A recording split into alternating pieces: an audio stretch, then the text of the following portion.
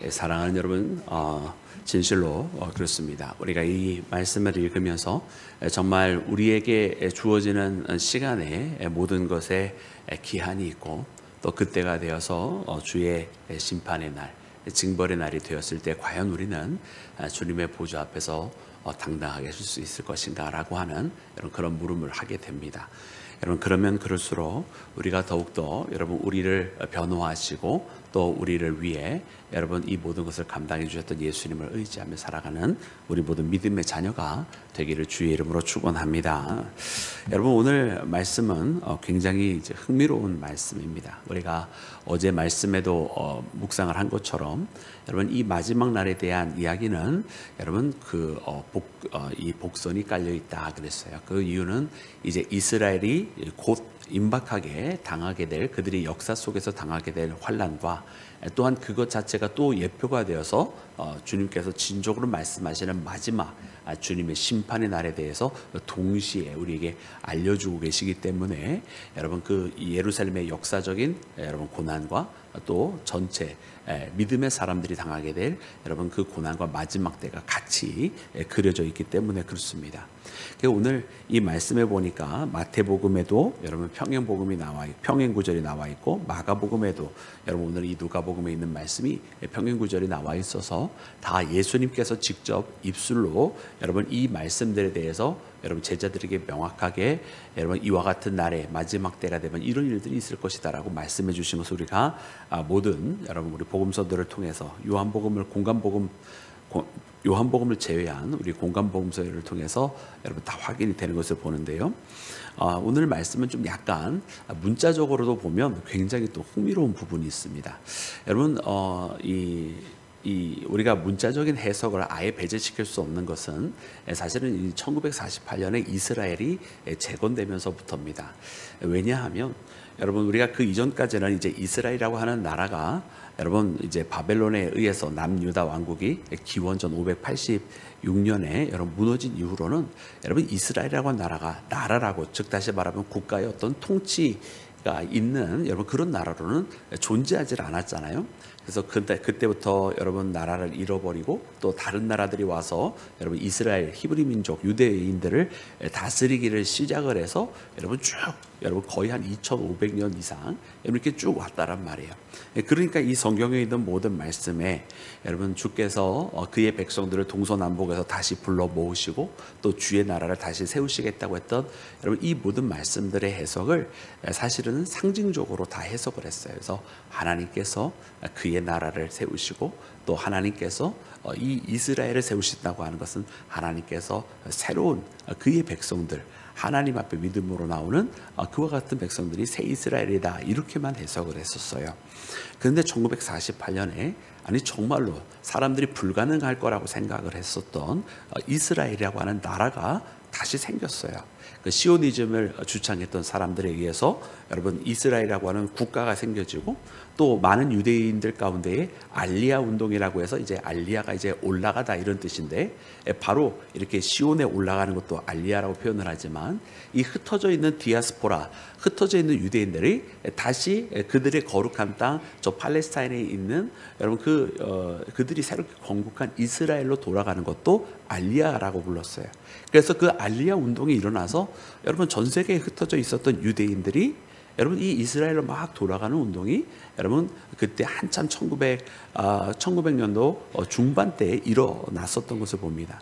그래서 이런 놀라운 역사적인 사건들이 일어나면서 사람들이 성경을 다시 바라보는데 이 성경에 나타나 있는 사건 중에 아니 정말로 문자적으로 예언되었던 것들이 이루어지는 것을 발견하게 되었어요.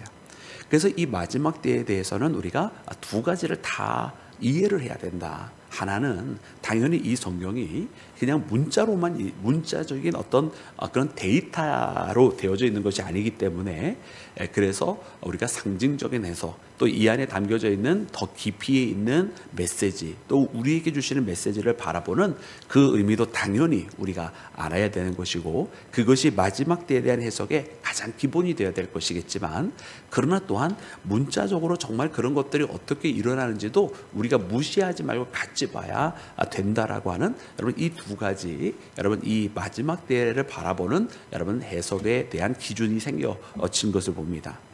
그러면 오늘 본문 말씀은 왜 이렇게 긴 서론을 말씀을 드리냐면 오늘 말씀이 뭐 예를 들어서 뭐 기근이 일어나고 거짓 선지자들이 일어나고 또 처처에 재난이 일어나고 또 이런 이야기들은 이제 우리가 이미 말씀 묵상을 나누었는데 오늘 말씀에는 어떤 일들이 일어나냐면 그때의 그곳에 닥치게 될 환난을 조금 묘사해 주신 부분이 있어요.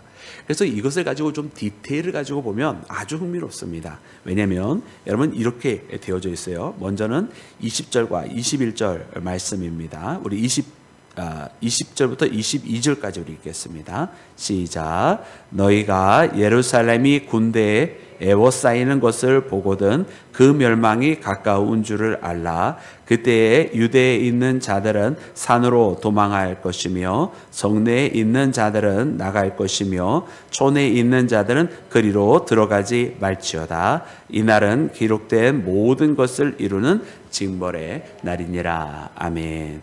그래서 이 모든 것을 이루는 징벌의 날이라 말씀해 주시면서 설명해 주신 것이 이 예루살렘이 포위가 될 것이라 말씀하고 계시고 그러면 이 날이 징벌의 날인 것을 깨달아라 이렇게 말씀을 해주세요.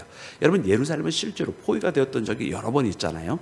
오늘 예수님께서 이 말씀을 하시기 전에 여러분 히스기야 때도 여러분 이 예루살렘이 사내립에 의해서 포위가 되었던 적이 있잖아요.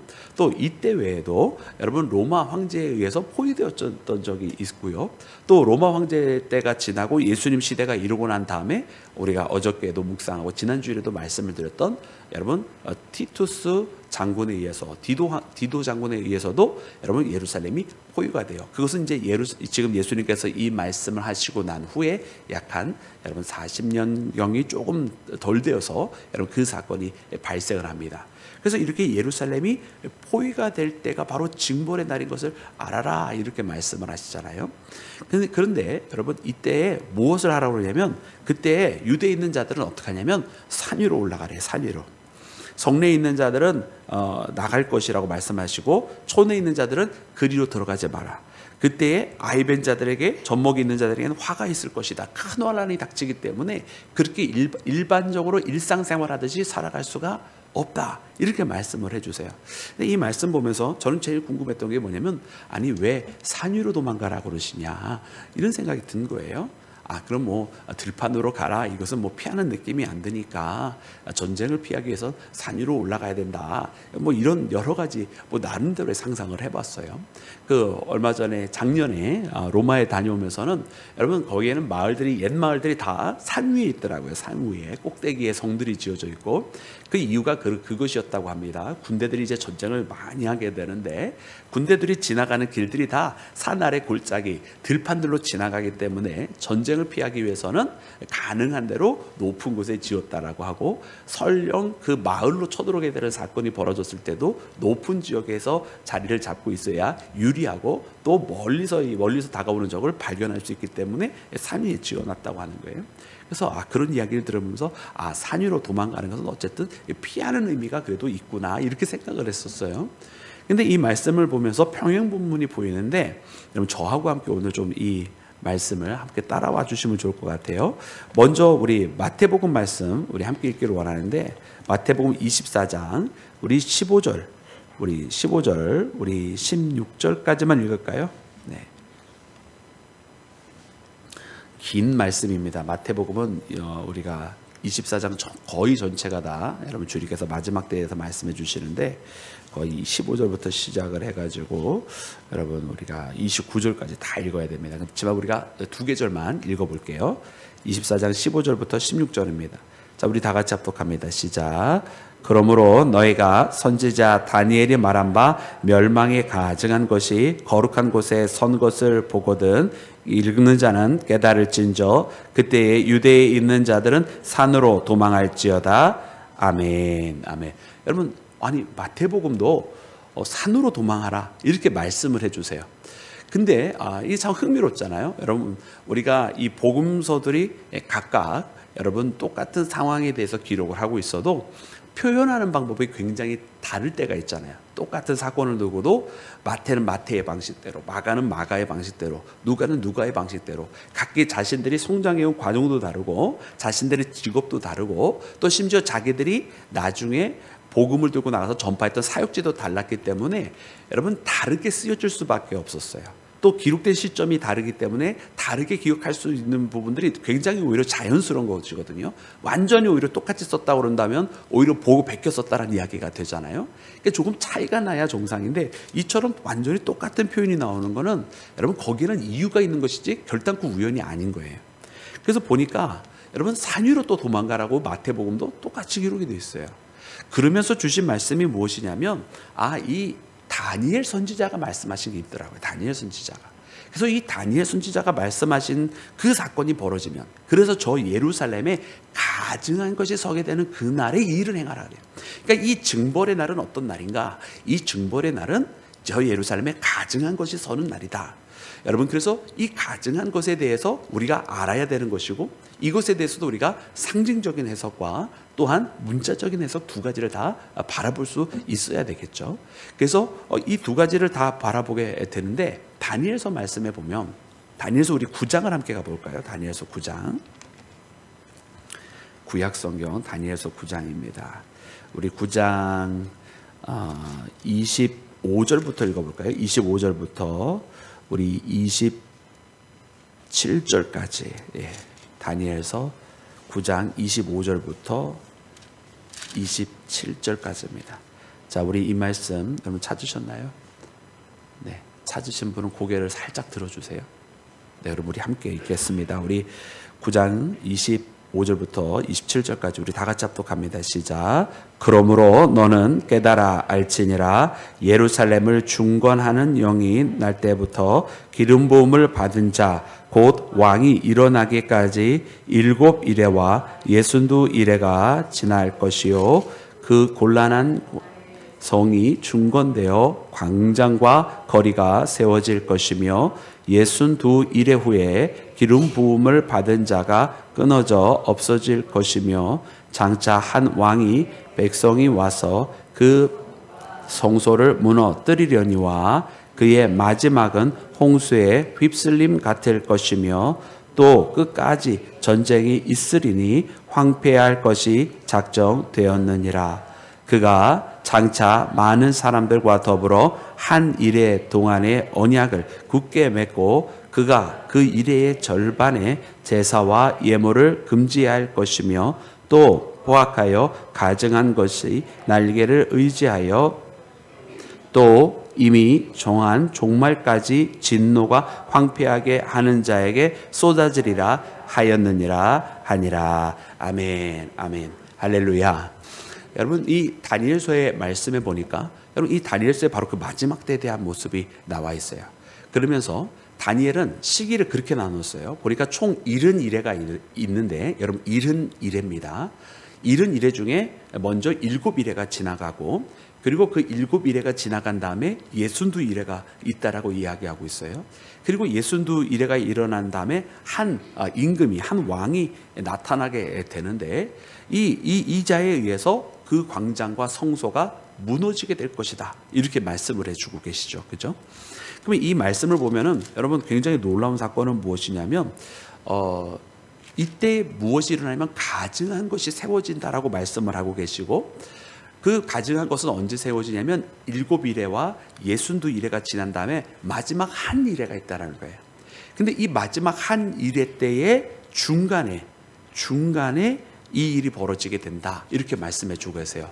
그러면 여러분 이것이 나중에 이제 여러분 7일회라고 하는 것은 며칠입니까? 아니 한일회 마지막 한일회라고 하는 것은 며칠입니까?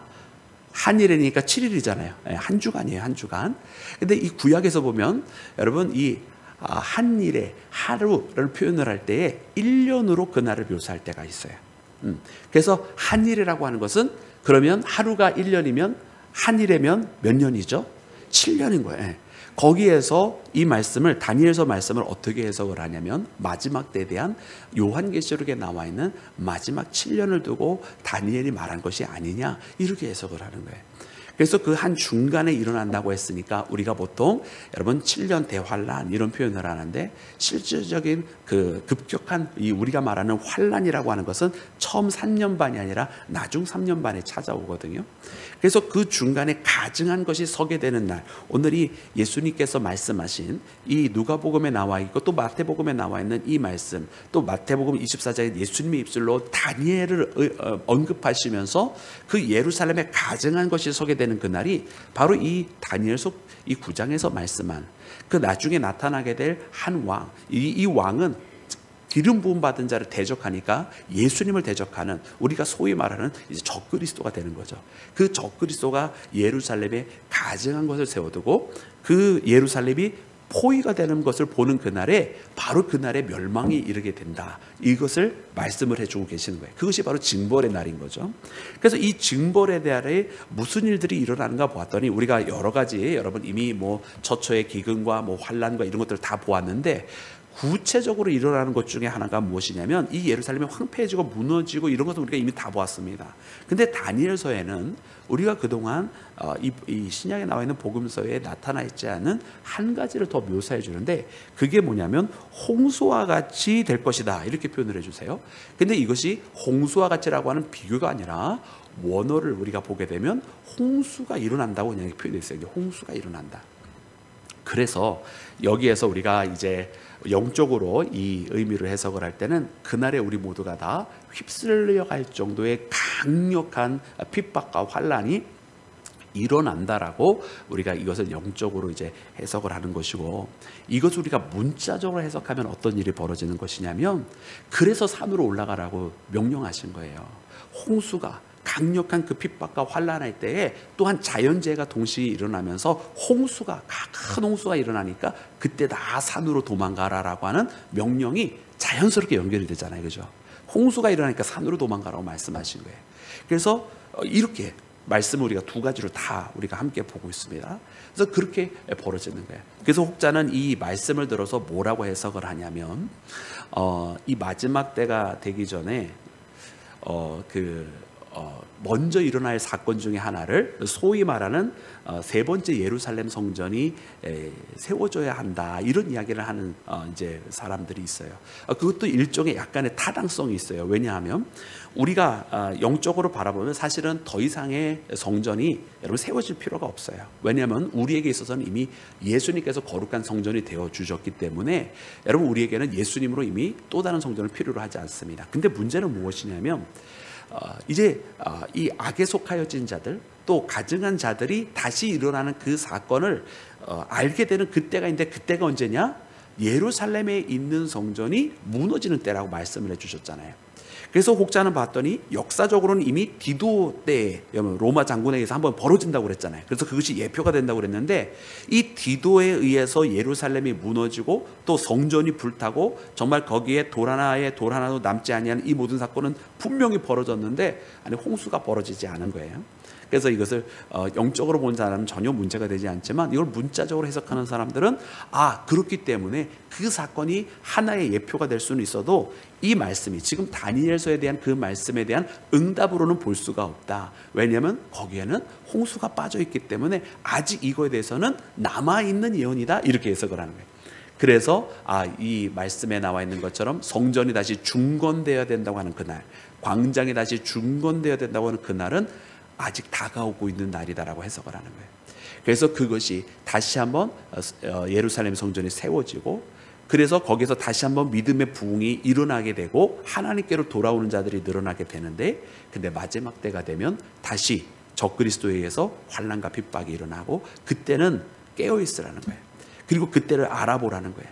그리고 환난과 핍박이 오히려 너희들에게 증거가 될 것이라고 말씀해 주고 계시고, 그리고 그때는 일반적으로 우리가 세상 일 하듯이 그렇게 살아갈 수가 없게 된다라고 여러분 그렇게 말씀을 해 주고 계시는 것을 봅니다.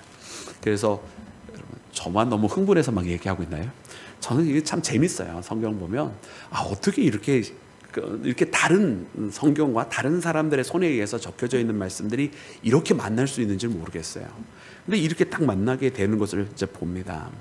그러면서 이것이 바로 징벌에 대한 표현이고, 그래서 산으로 올라가라고 하는 것도 그냥 나온 말씀이 아니라 바로 이런 배경을 통해서 나온 말씀이에요. 그러니까 우리는 여러분 이 말씀을 읽으면서 두 가지를 다 여러분 이해할 수 있어야 돼요. 첫 번째는 여러분 이때는 정말 큰 환난이 닥친다. 그러기 때문에 우리가 이 영적으로 바라보면서 이때는 우리가 일상적인 생활이 아니라 정말 다급하게 해야 되는 일은 딱 한 가지만 남는 거예요. 이때가 되면 오직 주님만 바라보고 주님만 의지되는 그 한 가지밖에는 없어요. 더 이상 세상 일을 할 수도 없고 일반적인 생활도 할 수 없는 그런 때가 다가온다라고 말씀을 해주고 계시잖아요. 그러면서도 동시에 이것이 정말 우리의 역사 가운데서도 실제로도 일어날 수 있겠구나. 그냥 문자적으로 마치 무너졌던 이스라엘이 1500년이 지난 후에 다시 세워진 것처럼 하나님께서 원하시면 얼마든지 그의 백성들에게 눈치챌 수 있도록, 그러니까 알아볼 수 있도록 말씀하시는 거예요. 그저 상징적이라고 하면 많은 사람들이 또 이야기하기를 그거는 그런지 아닌지 우리가 어떻게 합니까?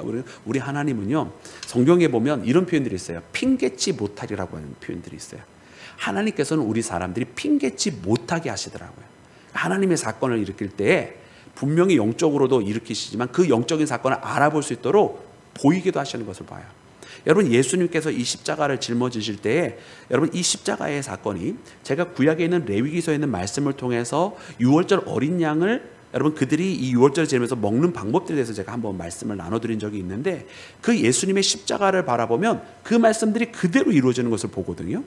그래서 예수님은 하나님의 어린 양, 우리를 위해서 대속제물로 이 땅에 오신 분이 될 수밖에 없다라고 하는 것을 인정할 수밖에 없는데, 그처럼 하나님은 이런 것들을 있는 그대로 이루시면서 핑계치 못하게 하시는 거예요. 심지어 그 영적인 해석을 모르는 자들조차 핑계치 못하게 하신다라는 거죠.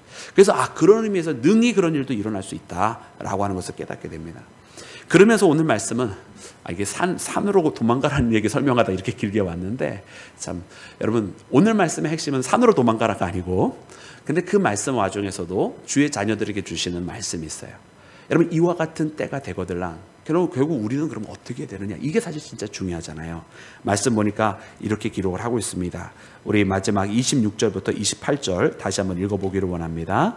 우리 다 같이 합독합니다. 시작. 사람들이 세상에 임할 일을 생각하고 잠깐 시간을 다시 드릴게요. 누가복음으로 다시 돌아옵니다. 누가복음 21장 26절부터 28절 시작. 사람들이 세상에 임할 일을 생각하고 무서워함으로 기절하니니 이는 하늘의 권능들이 흔들리겠음이라. 그때에 사람들이 인자가 구름을 타고 능력과 큰 영광으로 오는 것을 보리라. 이런 일이 되기를 시작하거든 일어나 머리를 들라. 너의 속량이 가까웠느니라 하시니라. 아멘, 아멘. 여러분, 그렇습니다. 여러분, 이런 일들이 일어나면 정말 사람들이 무서워하지 않겠습니까? 살아갈 수 있는 방법들이 없는 거예요. 여러분, 일반적인 생활을 할 수가 없는 거예요. 사람들이 다 무서워하고 하늘의 권능이 무너지고 자연 질서가 무너졌고 모든 사람들이 난리가 이제 난리에 난리가 더해지는 거죠. 근데 그때 뭐라고 말씀하시냐면 그때가 바로 주께서 오시는 날이다 말씀해 주시는 거예요.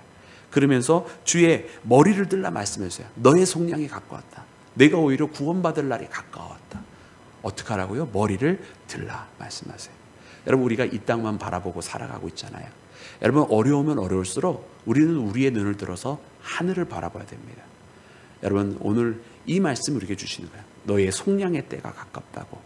오히려 환난이 깊어지면 깊어질수록 그 환난이 끝나가는 날이 우리에게는 가까웠고 우리에게는 은혜가 더 부어진다라고 하는 말씀입니다. 사랑하는 여러분, 그래서 이 말씀들을 통해서 여러분 우리가 기도하기를 원합니다. 여러분, 우리가 기도할 때 물론 우리가 장차 언젠가 마지막, 여러분 주님의 그 마지막 소위 종말이라고 하는 그때가 다가오면 여러분 그때는 또 우리가 그때에 맞춰서 또 주님 앞에 준비된 자로 살아갈 것이고, 또 우리 세대가 아니라 우리 다음 세대나 우리 후손들의 세대가 그때가 찾아온다고 한다면 또는 우리가 그때에 깨어서 우리 자녀들과 후손들에게 이처럼 깨어있는 신앙에 대해서도 우리가 능히 알려줄 것입니다만은, 여러분 오늘 우리는 이 말씀을 보면서 많은 사람들이 종말이 언제인가 막 이런 생각을 하고 있을 때 우리는 그것보다도 언제 어느 때든 주께서 오시든 여러분 우리는 아멘 할렐루야로 여러분 주님을 맞이할 수 있는 준비가 된 그런 신앙인이 되었으면 좋겠습니다. 여러분, 우리가 요한계시록 말씀에 봐도 요한계시록의 그 마지막에도 마라나타, 아멘, 주 예수여 어서 오시옵소서 그렇게 고백해요. 여러분 그 모든 환상을 본 요한도 아 그래 언제 어느 때구나 이렇게 생각한 게 아니라 어서 오시옵소서, 언제든지 오시옵소서, 나는 주님 맞을 준비가 되어 있습니다, 이런 뜻이잖아요. 그러니까 우리가 그 믿음의 고백으로 살아갔으면 좋겠어요. 항상 주님 맞을 준비가 되어 있어서 늘 깨어있는 그 신앙, 머리를 들어서 주님을 바라보는 그 신앙이에요. 특별히 내가 지금 어렵다, 내가 지금 괴롭다 하는 그 시간이라고 하면 더욱더 우리의 머리를 들어 눈을 들어 하나님을 바라보는 믿음의 자녀가 되기를 주의 이름으로 축원합니다.